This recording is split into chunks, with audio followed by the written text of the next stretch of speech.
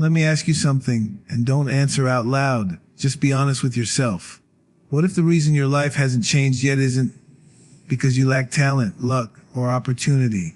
What if the real problem is that the wrong version of you is still in control? See, nobody tells you this, but every single day you wake up, there's a quiet war happening inside you. No noise, no blood, no witnesses. Just a battle between who you are and who you know you're supposed to become. One version of you wants comfort, shortcuts, sleep, excuses, and safety. The other version wants growth, discipline, sacrifice, and purpose. And whichever one you feed, that's the one that survives. Here's the scary part. The weak version of you doesn't look dangerous. It doesn't scream. It doesn't threaten you. It sounds reasonable. It says things like, relax, you still have time, or you've been through enough already, or one more day won't hurt. And because it sounds so logical, so gentle, so familiar, you let it stay, you let it drive, you let it decide your future. But tell me this, how many dreams have died because of later? How many opportunities slipped away because you waited until you felt ready? How many times have you promised yourself, this time I'm serious, only to fall back into the same habits? You're not stuck because you're incapable. You're stuck because you've been loyal to the wrong version of yourself. Nobody warned you that comfort could become a prison. Nobody explained that fear doesn't always look like fear. Sometimes it looks like overthinking, procrastination, or pretending you're waiting for the right time. But deep down, you already know the life you want is on the other side of something you've been avoiding.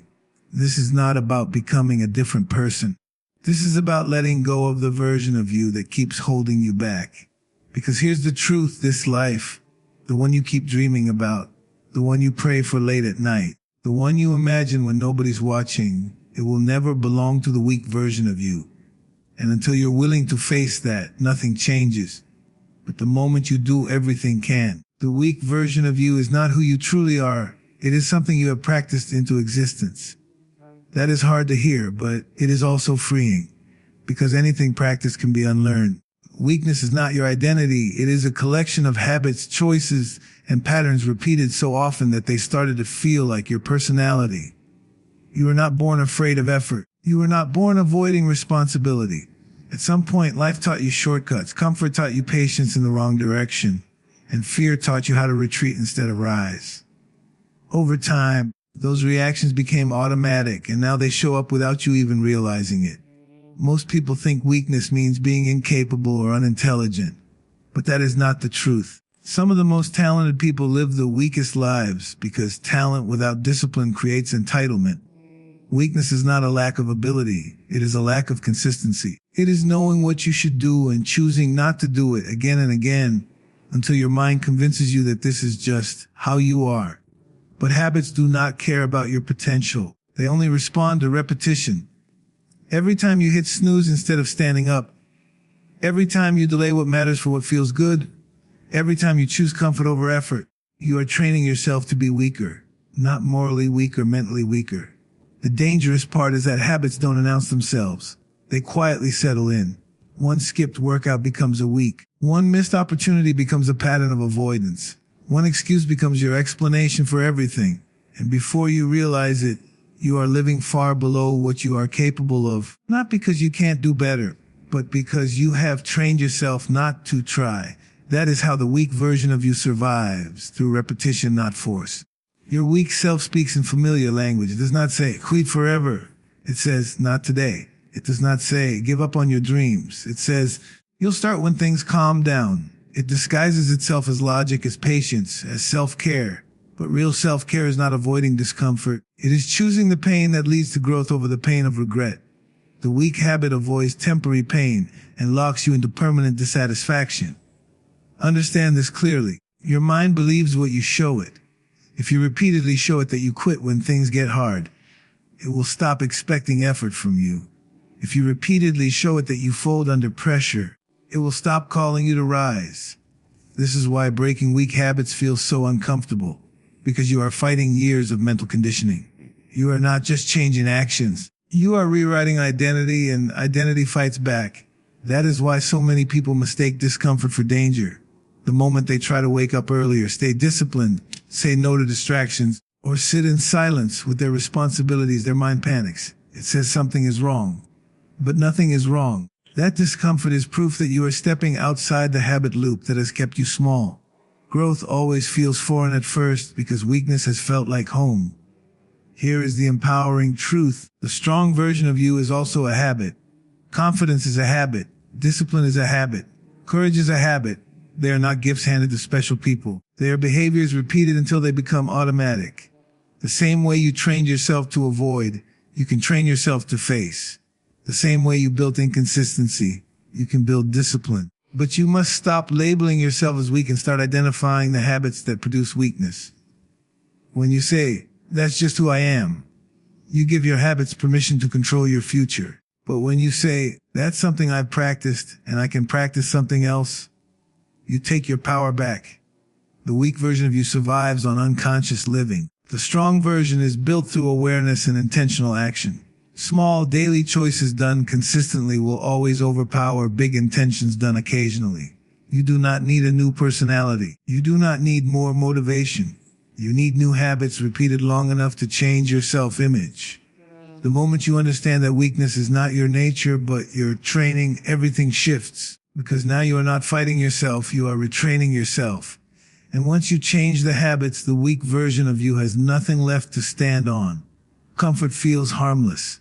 It feels earned. It feels like rest, safety, and peace. But comfort is dangerous not because it is evil, but because it is persuasive. It convinces you that staying where you are is wiser than stepping into the unknown. It whispers that you have time, that there is no rush, that tomorrow will be better. And slowly, without resistance, comfort becomes the enemy of your calling. Not by attacking it, but by putting it to sleep. Your calling does not live where you are most relaxed. It lives where you are stretched. It lives in the space where you are unsure, uncomfortable, and challenged. Every meaningful assignment placed on your life requires growth, and growth always demands discomfort. That is why comfort and calling can never coexist for long. One always suffocates the other. When you choose comfort repeatedly, you are not choosing peace, you are choosing stagnation. And stagnation over time feels like frustration, emptiness, and regret. Comfort keeps you doing what you already know how to do. It keeps you surrounded by what feels familiar. It keeps you repeating routines that no longer develop you. And the problem is not that comfort feels good. The problem is that it numbs your sense of urgency. You stop pushing. You stop dreaming aggressively. You stop believing that more is required of you. You begin to confuse stability with purpose and convenience with fulfillment. But a life that is easy is not the same as a life that is meaningful. Your calling will always ask more from you than you think you can give. That is how you know it is real. If it could be fulfilled without sacrifice, without fear, without discipline, then it would not transform you. It would simply entertain you. Callings shape character. They force you to confront weakness, selfishness, and doubt. Comfort, on the other hand, protects those very things. It allows fear to remain unchallenged and excuses to remain reasonable. Most people do not abandon their calling in dramatic ways. They don't wake up one day and decide to quit on life. They abandon it slowly through small decisions that prioritize ease. They choose sleep over discipline, distraction over focus, familiar pain over unfamiliar growth. And because these choices seem small, they go unquestioned. But direction is determined by repetition, not intention. What you consistently choose to protect will eventually define you. Comfort is especially dangerous because it disguises itself as wisdom. It tells you not to risk too much. It tells you to wait until conditions are perfect. It tells you to avoid failure, embarrassment, and criticism. But waiting for perfect conditions is another way of saying you are unwilling to move without guarantees. And callings never come with guarantees, only conviction. You move because you believe, not because you feel safe. Discomfort is not a sign that you are doing something wrong. Often, it is proof that you are finally doing something right. The resistance you feel when you try to grow is not life pushing you back, it is life preparing you. Muscles grow by tearing. Character grows by pressure. Faith grows by stepping forward before clarity arrives. Comfort interrupts all of that by offering you an exit before the transformation is complete. There is a version of you that only exists on the other side of discomfort. That version is stronger, wiser, more disciplined, and more confident, not because life became easier, but because you became capable. Comfort robs you of that version. It keeps you stuck rehearsing the same struggles, praying the same prayers, and asking the same questions year after year. Not because answers are unavailable, but because movement was avoided. Your calling requires you to leave something behind. Old habits, old identities, old patterns of thinking. Comfort begs you to keep them. It argues that change is unnecessary, that adaptation is exhausting, that sacrifice is too costly. But the true cost is staying the same. The true loss is the life you never lived because you refused to feel uncomfortable for a season. If you want to know whether comfort has become your enemy, ask yourself this. When was the last time you did something that scared you, but aligned with who you want to become? When was the last time you chose growth over ease without knowing how it would turn out? Callings are revealed through movement, not contemplation. The moment you step out of comfort, clarity follows. Comfort will keep you safe, but it will never make you significant. Your calling is not found in what feels good, it is found in what demands courage.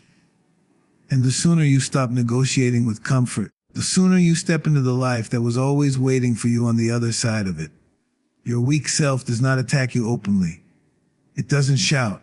It doesn't threaten. It doesn't tell you to ruin your life. It lies quietly, patiently, and convincingly.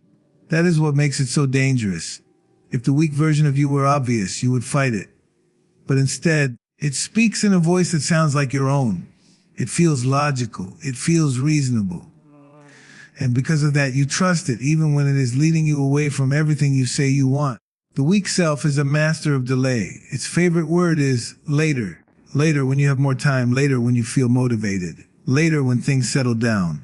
It tells you there is no urgency, no deadline, no real consequence for waiting. But later is a lie because time does not pause while you prepare. Opportunities age, energy fades. Responsibilities increase. The weak self knows this, yet it convinces you that waiting is wisdom. In reality, waiting without action is fear wearing a calm mask. Another lie your weak self tells you is that you need to feel ready before you act. It convinces you that confidence comes first and action comes second. But confidence has never worked that way. Confidence is built by doing things before you feel ready and surviving them. Your weak self reverses the order to keep you safe from discomfort. It says, once you feel better, then you'll start. But feeling better is the reward of action, not the requirement for it. So you stay stuck, waiting for a feeling that never arrives. Your weak self also lies about your past. It reminds you of failures but edits out growth. It replays mistakes without acknowledging lessons learned. It uses what went wrong as evidence that you should not try again. But failure is not proof of incapability. It is proof of participation. The weak self reframes every stumble as a permanent flaw instead of a temporary step. Over time, this lie erodes your self-trust. You stop believing in your ability to adapt, recover, and improve. One of the most convincing lies is the lie of comparison. Your weak self tells you that others are ahead because they are more gifted, more connected, more fortunate. It hides the truth that consistency beats talent when talent refuses to work. It convinces you that starting now would be embarrassing because you are behind. But being behind is not a sentence. It is a starting point. The only real disadvantage is refusing to begin because of where you think you should already be. The weak self also lies by exaggerating the cost of discipline. It makes effort feel unbearable and sacrifice feel unfair. It tells you that working harder will steal your joy, that saying no will make life dull, that structure will make you feel trapped. But discipline does not remove freedom, it creates it. The lie is that ease leads to happiness when in reality, ease without purpose leads to emptiness. The weak self wants you comfortable, not fulfilled. Perhaps the most damaging lie is the belief that this is just who you are. Your weak self tells you that change is unnatural, that consistency is not your personality, that discipline is for other people. This lie turns habits into identities.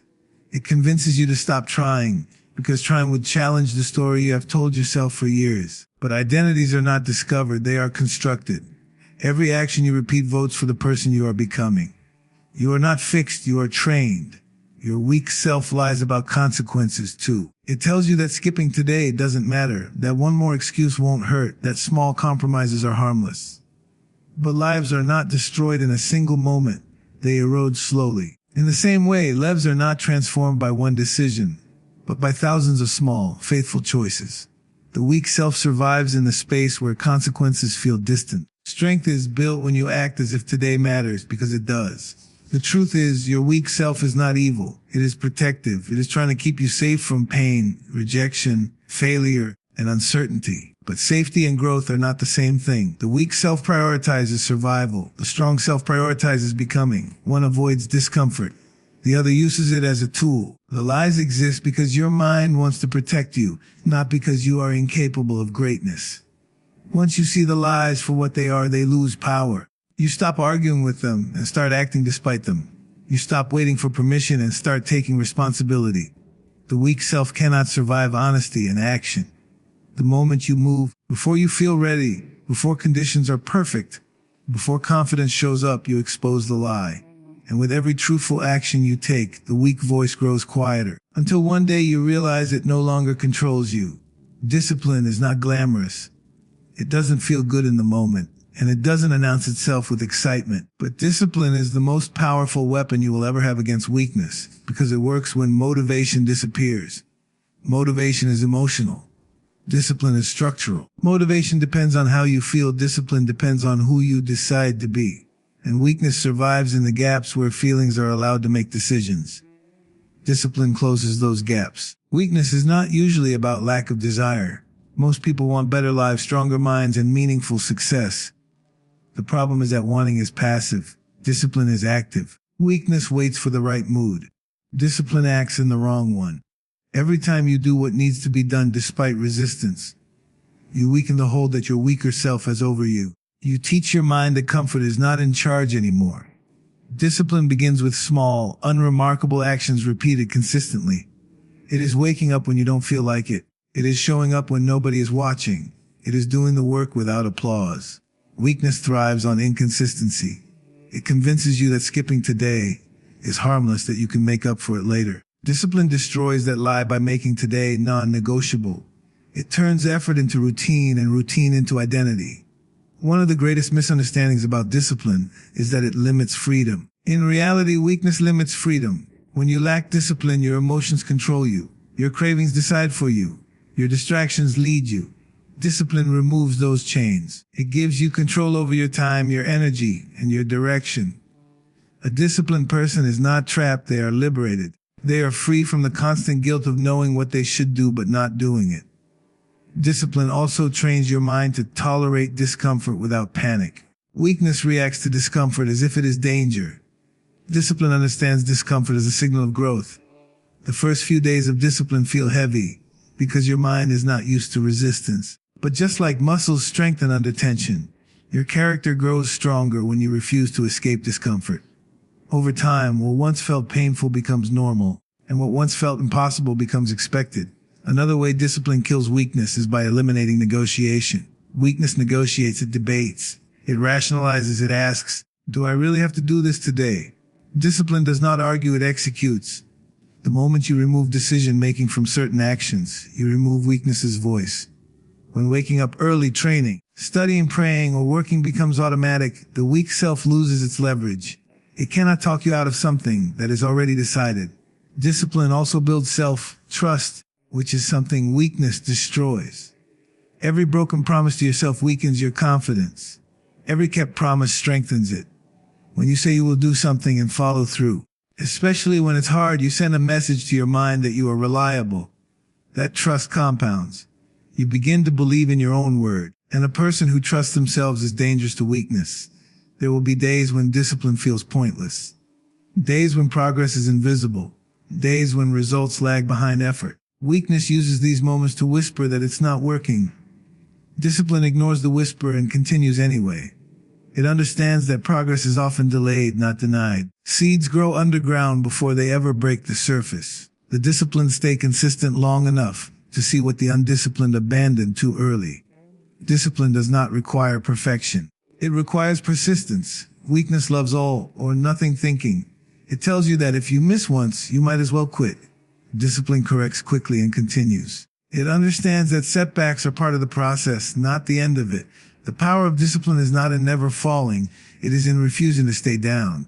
Eventually, discipline changes how you see yourself. You stop identifying as someone who trees and start seeing yourself as someone who does. This identity shift is the death of weakness. Weakness cannot survive in someone who acts regardless of mood. When discipline becomes who you are, not just what you do, the weak version of you loses its control. Discipline will never feel easy. but it will always be worth it. It is the quiet force that reshapes your life from the inside out. And when you wield it daily, weakness has nowhere left to hide. The life you say you want cannot be built by the person you have been. That is not an insult, it is a reality of growth. Every new level demands a new version of you. If the old version of you is enough, you would already be living the life you keep imagining. But imagination without transformation only creates frustration. To move forward, something in you has to change. And usually it is not the world, it is you. Becoming someone you've never been is uncomfortable because it requires you to release what feels familiar. Familiar habits feel safe even when they are limiting. Familiar thinking feels right even when it is wrong. You may want new results while clinging to old routines, but life does not work that way. You cannot negotiate with growth. The patterns that got you here will not take you there. Something must be upgraded, replaced, or let go. This transformation begins internally. Before your circumstances change, your standards must change. The way you talk to yourself, the way you manage your time, the way you respond to pressure, these things shape who you are becoming. Many people wait for motivation or inspiration to strike before they act differently. But becoming someone new is not about feeling different first. It is about behaving differently long enough for your identity to catch up. The hardest part is accepting that the old version of you cannot come with you. Old excuses, old fears, old comfort zones, and old self-images must be left behind. You may still recognize them, but you cannot obey them. Growth is a separation process. You separate from who you were in order to step into who you must be. This is why transformation often feels lonely. You are no longer aligned with your past, but not yet fully comfortable in your future. Becoming someone you've never been also requires new responsibilities. The stronger version of you does not live recklessly with time or energy. They protect their focus. They make decisions with intention. They understand that every choice is shaping tomorrow. This level of responsibility can feel heavy at first because you can no longer blame circumstances, people. Ownership replaces excuses, and ownership is the doorway to power. You will be tested during this transition. Life will challenge you to see if you are serious about becoming different. Old habits will try to pull you back. Old environments will remind you of who you used to be. Old versions of yourself will whisper that this change is unnecessary or unrealistic. These tests are not punishments, they are confirmations. They exist to solidify your new identity. Every time you respond differently than you used to, you reinforce who you are becoming. One of the biggest shifts required is learning to delay gratification. The version of you that builds a greater life is willing to sacrifice short-term comfort for long-term fulfillment. They do not chase every impulse. They do not need instant rewards. They are patient with progress. This patience is not passive, it is discipline. It is the quiet confidence that today's effort is building tomorrow's freedom. Becoming someone new also means adopting new beliefs. You must believe that change is possible even when evidence is limited. You must believe that consistency will pay off even when results are slow. You must believe that your future is not defined by your past. These beliefs are not fantasies, they are commitments. They guide your actions when emotions fluctuate and circumstances resist. You will not recognize yourself at first. The discipline will feel unnatural. The courage will feel forced. The confidence will feel borrowed. That is normal. Growth always feels awkward before it feels authentic. You are practicing a new identity, just like you once practiced the habits that kept you stuck. Over time, repetition turns effort into instinct. What once felt like struggle becomes your standard. Becoming someone you've never been is not about becoming perfect. It is about becoming intentional. It is choosing alignment over comfort, purpose over ease, and progress over familiarity. And when you finally look back, you will realize that the hardest part was not becoming someone new. It was letting go of the version of you that was never meant to stay. That is the price of transformation. And it is always worth paying. Let this be the moment you stop negotiating with the version of yourself that keeps holding you back. You already know what you need to do. You don't need more information, more motivation, or more time. You need a decision. The weak self has had enough chances. It has spoken long enough. It has cost you days, months, and years you can never get back. And if you don't confront it now, it will gladly steal more. Understand this clearly, nothing outside of you is going to change first. The world will not get easier. The timing will not become perfect. Fear will not disappear. But strength is not built in perfect conditions. It is built in resistance. The moment you choose discipline over comfort, action over excuses, and growth over familiarity, you take your life back. Not someday. Today. This is not about becoming someone else. It is about becoming who you were always meant to be before fear, comfort, and habits talked you out of it. The strong version of you is already there, waiting for permission to take control. And that permission only comes when you decide that staying the same is more painful than changing. So let today be the line you draw. Let it be the day you stop feeding weakness and start starving it. Do the hard thing. Keep the promise. Show up when it's uncomfortable. Because every disciplined choice you make from this moment forward is a message to your future saying, I didn't quit on you. Kill the weak self, not with anger, but with consistency. Not with words, but with action. And when you do, you won't just change your life, you'll finally earn it.